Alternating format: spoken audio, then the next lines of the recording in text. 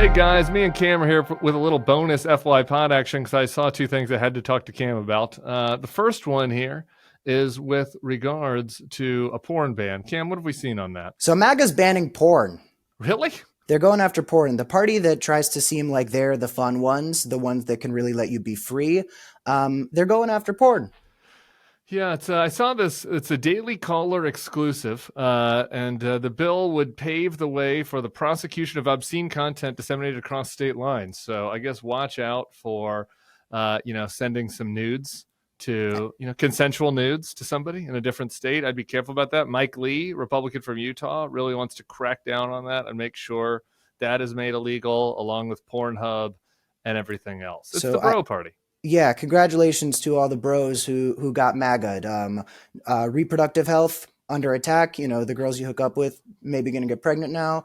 And porn is out. The party that loves the First Amendment is now censoring porn, and that's just the beginning of what they're going to be doing to go after that type of stuff. Yeah, I was thinking about that guy Andrew Schultz. We were talking to him. Pete was on his podcast the other day, and it wasn't in the Pete podcast, but it was in a different podcast where he was explaining why he got red pilled to his little bro co-hosts, and he was talking about how, like, back in the day, Bill Clinton, like, was in the White House getting blowies, for the Gen Zs out there. Like, that was something that happened. An intern gave a blowjob to the president. So he's like, the Democrats were cool when Bill Clinton was getting blowies. It wasn't because of any of his policies or, any of the protections of individual rights or the good economy. It wasn't that. He liked Bill Clinton because of the blowjobs.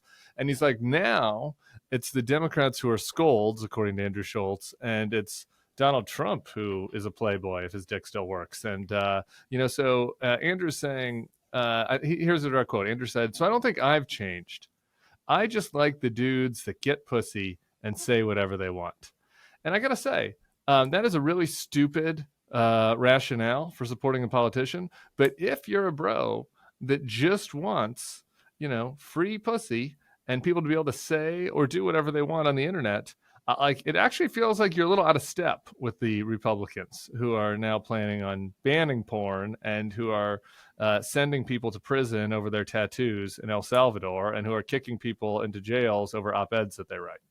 Congratulations, MAGA. We'll see what goes next after porn. All right, we've got one other thing. I sent you these pictures. Why don't you tell the folks what you saw? So now Trump is putting up giant dictator banners. Yeah, this one was on the Department of Agriculture. I sent this to you earlier. I had a friend that spotted it. It was going up today.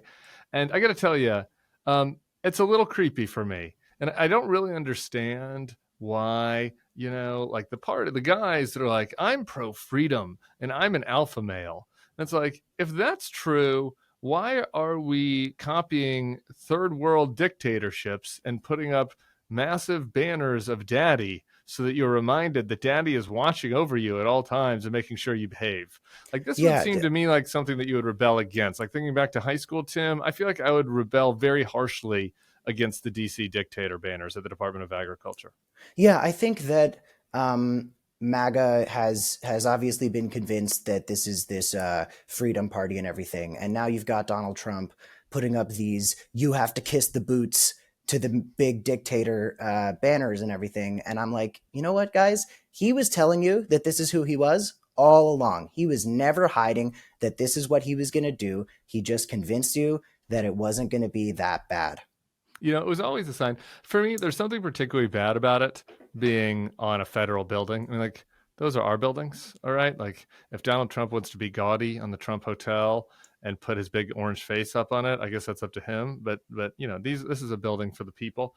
I think they felt like they could balance it out by also putting Lincoln up there, but that's actually kind of more offensive to me that we're, like, putting Trump and Lincoln on even ground.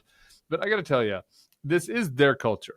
And, like, they might act like they want freedom, the MAGA guys, the MAGA bros, but they really do want, like, creepy dictator vibes. I'm going to put up these pictures for you.